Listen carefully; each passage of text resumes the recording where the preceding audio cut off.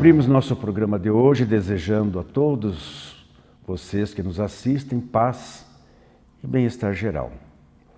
Consideramos a Terra como um grande educandário de almas. Não estamos aqui a passeio, e sim a trabalho e em aprendizados. E não raro aquilo que não conseguimos ou não desejamos aprender, os mestres da dor e das provações nos impõem. As correções infligidas a nós pelo mundo é o tema de apenas um dos aforismos que nós vamos tratar aqui no Pensar, Aprender e Viver. Mas tem mais, falando sobre a arma da educação e o erro em acreditar as tragédias como resultado da vontade divina. Para encerrar, em reflexões de A a Z, o nosso foco é a letra J, para entendermos melhor sobre jejum e justiça.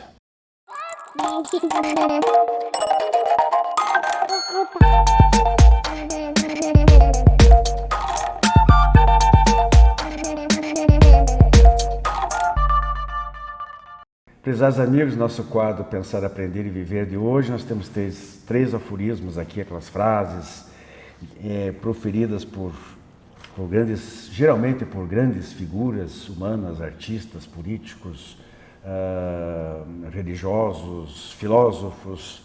E nós vamos começar aqui, nós escolhemos 3 delas hoje.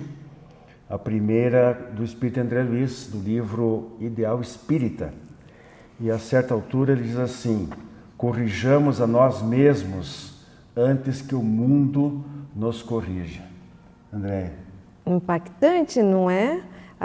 Nós todos precisamos entender que estamos aqui nos desenvolvendo e sempre nesse programa nós trabalhamos vários temas falando sobre isso. Nós estamos aqui no mundo terreno para evoluir espiritualmente, moralmente, intelectualmente e lógico que cometemos nossos erros, todos nós, sem exceção.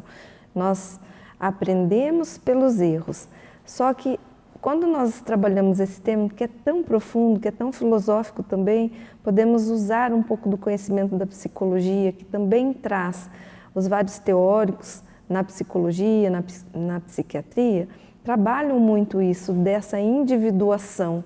O eminente psiquiatra e psicólogo Carl Gustav Jung falava do processo de individuação, que é olhar para dentro, saber das suas falhas, das suas dificuldades, da sua sombra, para poder avançar. Então, quando nós corrigimos aquilo que está em desacordo com as leis divinas, quando nós não estamos bem, nós olhamos para dentro, nós somos melhores. Então, se a gente fizer isso, a gente não vai sofrer a forja da vida em muitos casos, porque estamos aqui e sofremos a lei de causa e efeito. Se erramos, vamos aprender com nossos próprios erros. Então, se olharmos para dentro, conhecendo o nosso interno, as nossas dificuldades, nós temos mais chances de evoluir sem tanto sofrimento. E aí nós temos que quebrar algumas barreiras, né? Por exemplo, a do orgulho. Porque o indivíduo, se ele não tiver um pouquinho de humildade para se colocar no seu devido lugar, todos nós, né?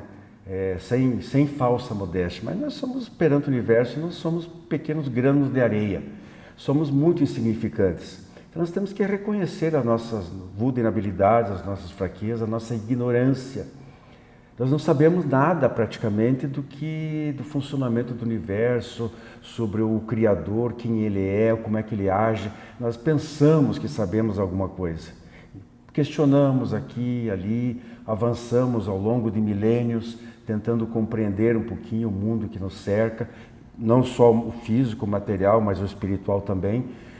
Mas há essa necessidade, a Andréia bate bastante nessa tecla do autoconhecimento. Nós temos que ter essa humildade de voltar a olhar para dentro de nós e dizermos, ou diante do espelho, né, do espelho espiritual, vermos as nossas fraquezas e dizer, olha, eu sei pouco, eu tenho que procurar, antes que como diz o André Luiz ali, porque senão, através das leis de Deus, elas são muito corretas, são perfeitas. E ela vai chegar um momento que vai obrigar o indivíduo a se corrigir. Se ele não for, a velha historinha, né? Você não vai pelo amor, vai pela dor. Então, antes que isso aconteça, antes que nós sejamos pressionados por uma série de circunstâncias que desconhecemos quais esses mecanismos, se é uma enfermidade, se é um problema pessoal, se é familiar, grande parte da situação da sociedade como um todo é responsabilidade nossa. Nós somos apenas mais um, mas esse um somando com a mais um, pode fazer a diferença nas várias áreas de atuação das pessoas. Então, tudo isso nós temos que pensar. Então, são duas barreiras que eu considero aí fundamentais a serem rompidas: o orgulho e a ignorância. Se nós somos ignorantes, nós temos que procurar compreender, saber.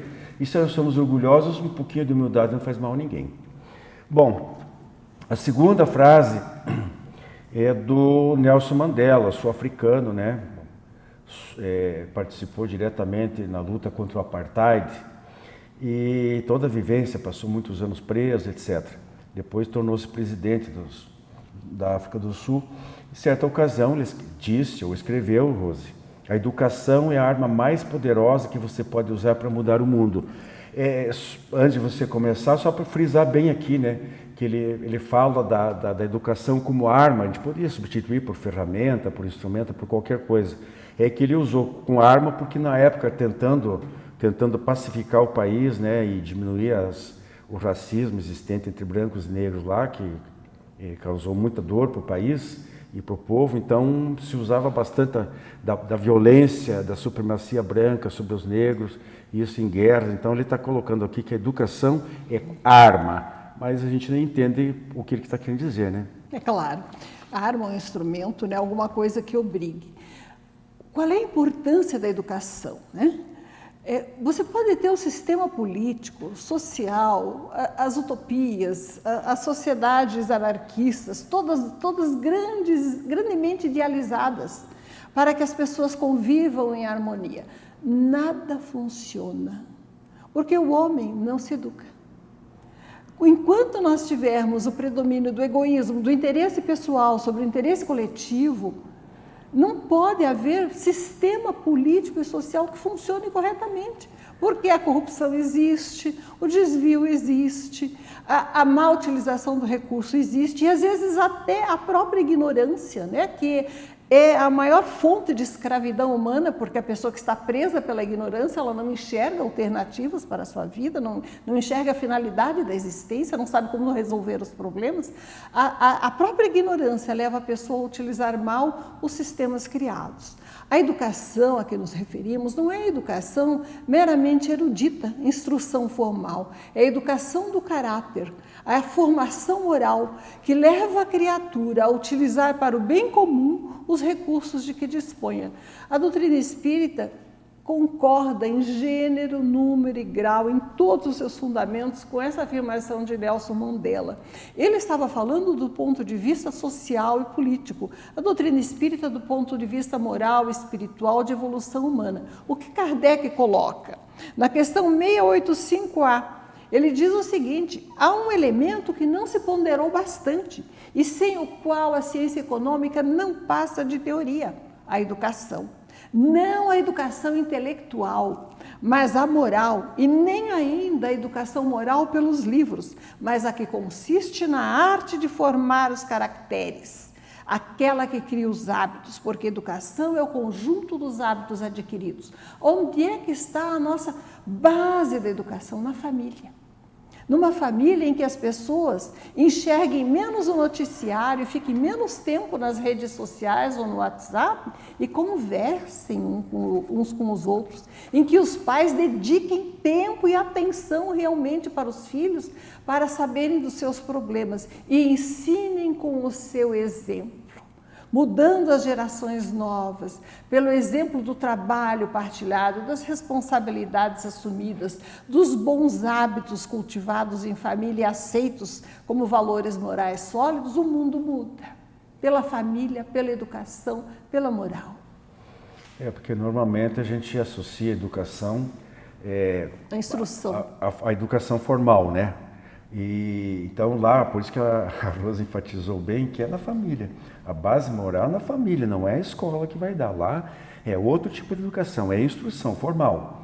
Então vai lá ensinar matemática, português, física, biologia, química. Às vezes, quando há na instituição um entendimento mais profundo e a possibilidade do próprio corpo docente, né? Docente, de aplicar certos preceitos, certas lições, né? Então, às vezes, há um ambiente favorável para isso, para complementar aquilo que a base que foi fornecida dentro de casa. Mas, às vezes, o professor não tem obrigação de ensinar comportamento, né? Tem comportamento moral, ético, isso aí é de casa. Bom, e a terceira frase do Umberto Eco, escritor português, né? Não é português. Italiano? Não, italiano. Italiano, né? Disse ele o seguinte, Eco, é verdade, e não é o Eco de Além Túmulo também. É verdade. Eco de Além Túmulo é um livro, né? É um dos primeiro livro do Chico Xavier, um dos primeiros, né? Bom, enfim. Andréia, justificar tragédias como vontade divina tira da gente a responsabilidade por nossas escolhas. Perfeito. Não tem como a gente justificar as questões que nós mesmos, novamente aqui trazendo entre parênteses, né, como falamos anteriormente, nós mesmos erramos, cometemos pelos nossos equívocos, pelas nossas dificuldades, por ignorar também as leis divinas, e aí nós cometemos esses erros e nos acontecem coisas ou eventos e aí nós culpamos a Deus, né? Então, ou falando que todas as tragédias, sejam elas físicas, emocionais, psicológicas, enfim, é por vontade divina. Isso tiraria nosso livre-arbítrio, a nossa vontade de escolha, a nossa participação na nossa própria vida. Então, é uma desculpa que muitas vezes usamos. O ser humano, em algumas situações, ele acaba por procrastinar, não é? Então, ele joga para frente, ele acha desculpa. Nós chamamos isso na psicologia, tem um termo que a gente chama de esquiva. E a esquiva, que é, de certa forma, não entrar na situação, evitar a situação, ela pode ser tanto emocional, quando eu não quero sentir algo, ela pode ser por pensamento, que eu não quero pensar em algo, e ela pode ser por comportamento. Então, se eu pegar e usar as leis divinas ou a vontade divina para justificar algo, de certa forma eu estou esquivando da minha própria responsabilidade, é o que ele está dizendo nessa frase. Então, que sejamos responsáveis, que olhemos para os nossos atos, que sejamos maduros para lidar com as dificuldades, que possamos olhar para dentro, que possamos pedir desculpas quando erramos com o outro e não precisaremos usar essa desculpa ou essa esquiva. Rose, é interessante esse tema, né? É interessantíssimo, porque tanto se refere às tragédias pessoais como às coletivas, né? Claro. E aí acho que você abordou recentemente, eu não lembro qual quadro, sobre as expiações coletivas, né? Porque é comum, de certa forma, é simplificar e, como ela disse, né? É jogar a responsabilidade para Deus, né? Porque é vontade de Deus, então eu me conformo. Ainda bem que ela se conforma, mas não é essa a explicação mais adequada. Nós temos um dever de prevenir ao alcance, né, o que estiver ao nosso alcance, e de trabalhar para evitar todas as tragédias possíveis. Nós temos que recordar, porém, que quando nós pensamos nisso, nós estamos pensando em termos de uma vida só.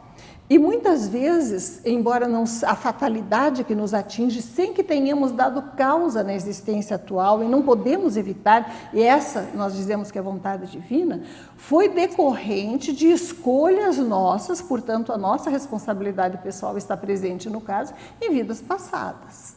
É que não nos lembramos delas. Então todas todos os acontecimentos fatais, aqueles que não podemos evitar, as grandes tragédias inevitáveis do ponto de vista humano, e elas existem, né?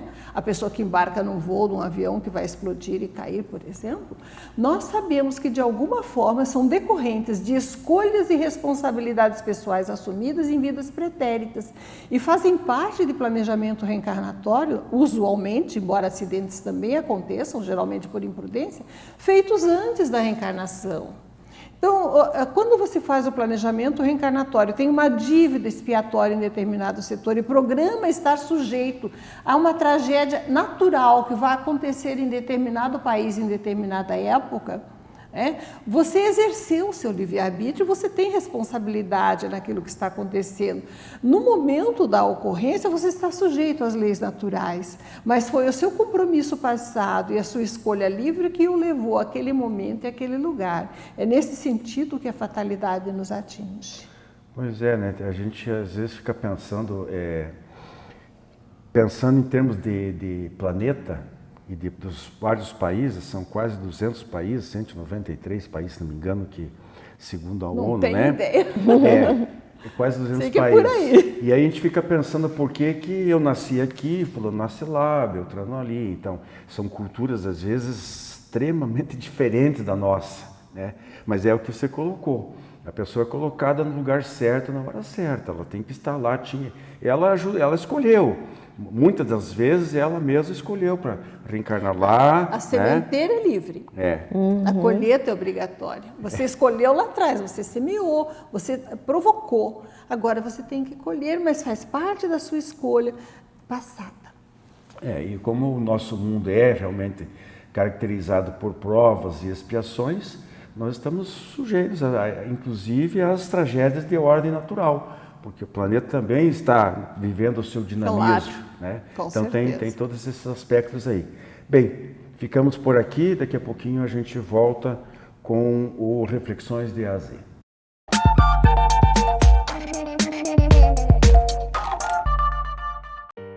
Jornal Comunicação Espírita, matéria de capa, o que nos diz o novo censo sobre os espíritas. Em Conexões e Reflexões de A a Z, Lírios, Lições e Missão.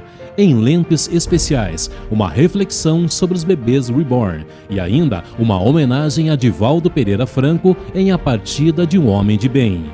Jornal Comunicação Espírita, assine e recomende.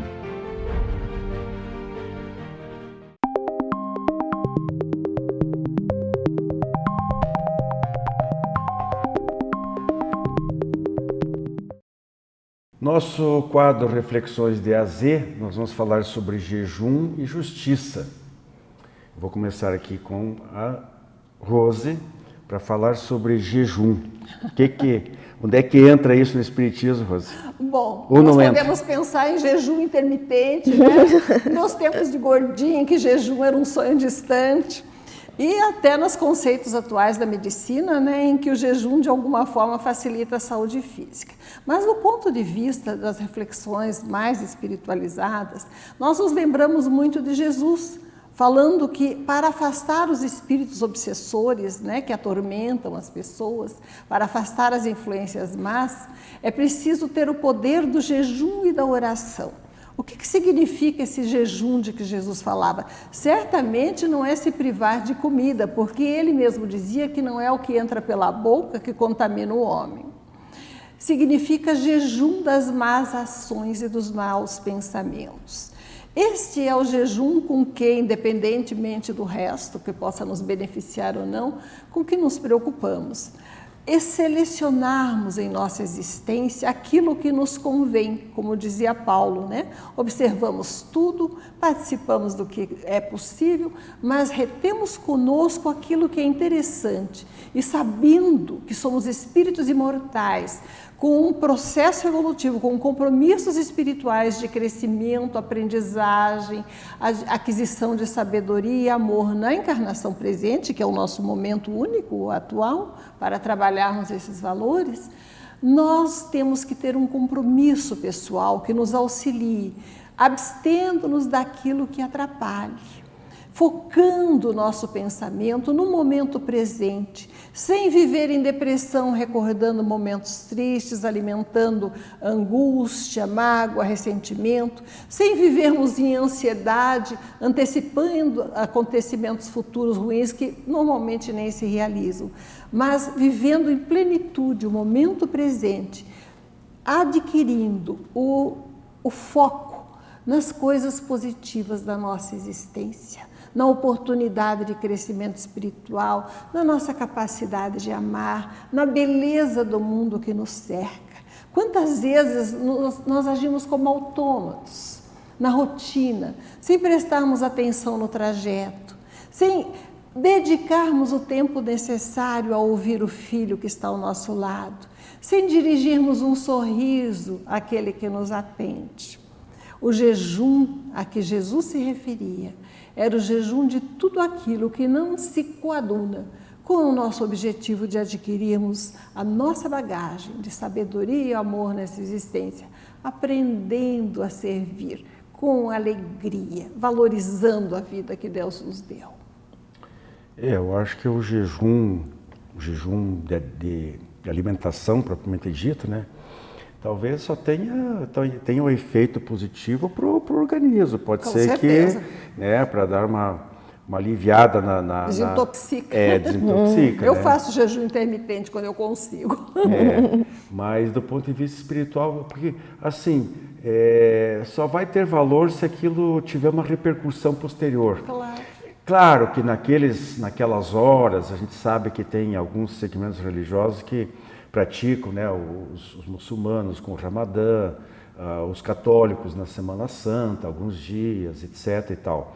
Então, talvez isso facilite um pouco, não sei até que ponto, né? Eu digo, talvez faça. Mas é como lavar as mãos do Moisés, às vezes veio para a religião para ser um hábito saudável. Não, mas eu coloco assim, que talvez facilite o próprio ato da meditação, naquele dia, durante aquelas horas, o indivíduo fica... a gente sabe que aqueles monges, os faquires lá do Oriente, eles praticam muito isso aí como uma forma, né? Como uma forma de desprendimento espiritual. Talvez tenha lá um certo mérito, mas na verdade eu acho que o fundamental é tudo aquilo que a Rose colocou, né? É nos abstermos das coisas que fazem mal ao espírito. Se a gente conseguir manter a boca fechada em vez de falar bobagem, em vez de invejarmos os bens do nosso vizinho, né? Eu acho que dá mais resultado. Jesus foi bem explícito nisso aí, né? Foi. Bom, e a segunda palavra é justiça. Sentido amplo, muita coisa para falar, né, André? Muita coisa. Justiça na verdade, é um termo complexo, se olharmos bem. Aqui pela visão espírita, que sempre tentamos abordar, né, no programa, nós vamos lembrar, então, da lei de amor, justiça, a lei de caridade, que está descrito no livro dos Espíritos. E a justiça... anteriormente falávamos aqui em off, quantas vezes nós citamos, né, falamos popularmente, ou ouvimos as pessoas comentando, nossa, mas eu estou me sentindo injustiçado com aquela situação, ou isso é muito injusto que tenha acontecido dessa forma, ou nossa, eu não acredito que isso esteja acontecendo, é injusto. Muitas vezes nos colocamos dessa maneira e nós fazemos assim porque não entendemos que todas as coisas que nos acontecem, mesmo as mais graves, as mais difíceis, uma doença, uma coisa familiar, uma perda repentina de emprego, algo ruim que aconteceu ou está acontecendo, algo com o que tenhamos que lidar naquele momento e não é tão simples de lidar, que parece que é uma injustiça, mas não é. Tudo isso tem uma explicação. Só que às vezes a gente não tem, e na maioria delas, a gente não tem memória, porque nós não temos na nossa mente todas as informações conscientes. Existem memórias inconscientes de vidas passadas, de coisas que fizemos e prejudicamos outras pessoas e também de momentos que prejudicamos o nosso próprio corpo, né, com excessos, com abuso, ou por não fazer jejum, por exemplo, e fazer o excesso de ingestão, né, de comida, ou de bebida, ou de qualquer outra coisa. E aí, nesse momento, nós estamos resgatando. E a vida é justa, as leis divinas são justas, Deus é justo. Então, jamais ele erraria, jamais ele colocaria um peso excessivo para a pessoa carregar, se não fosse justo. Então, nada é injusto dentro da lei de Deus. Todas as coisas são justas, só que nós precisamos aprender e andar congruentes com a lei divina, não afastarmos das leis divinas, senão, em algum momento, a vida vai nos forjar. Rose, Quando ele vem com esse tom de voz, pergunta. não, assim, você é da área, você é advogado e tudo. Claro que tem uma visão muito elevada a respeito da compreensão dessa problemática toda. Mas assim, a justiça divina não falha. Até ter ditadinho, tarda, mas não falha. Mas a humana é diferente, né? Então, a questão é a seguinte: todas essas aparentes, vamos supor que sejam aparentes injustiças cometidas aqui por engano, porque não é só na área da justiça, é na falta de amor, é na honestidade. Nós somos ainda, como sociedade, ainda bastante enfermos, digamos assim, né? Mas aí, será que essas injustiças, elas são sempre apenas aparentes? Lá por trás Deus está acertando as coisas? Ou pode haver realmente erros graves e que, de uma maneira, a justiça divina compensará no futuro aquela pessoa que hoje passou por uma coisa que ela não deveria ter passado? Nenhuma resposta é absoluta, né? Uma coisa que a gente ensina aos alunos quando fazem concurso é tudo que diz sempre ou nunca. Está errado. Não é essa opção. Na lei divina, porém, nós temos uma confiança, né, na justiça divina acima de todas as coisas. Claro que a injustiça do ponto de vista humano acontece. O exemplo mais evidente que nós temos, né, é Jesus. Puro, não devia nada.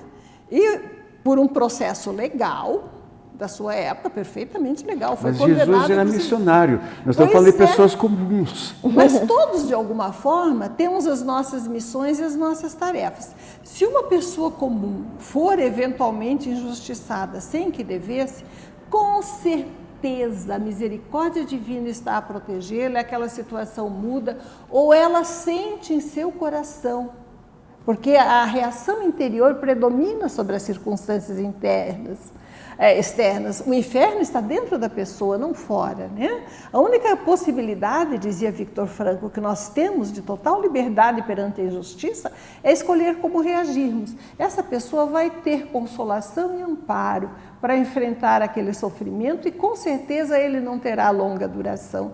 A justiça divina prepondera. Na nossa experiência das comunicações mediúnicas, em que a gente vê o lado de lá das pessoas que foram torturadas em delegacias, perseguidas injustamente, né, e mortas, normalmente elas se recordam das causas e das suas escolhas espirituais que levaram àqueles acontecimentos tão lamentáveis do ponto de vista humano. Meus amigos, muito obrigado pela audiência. Até a próxima semana.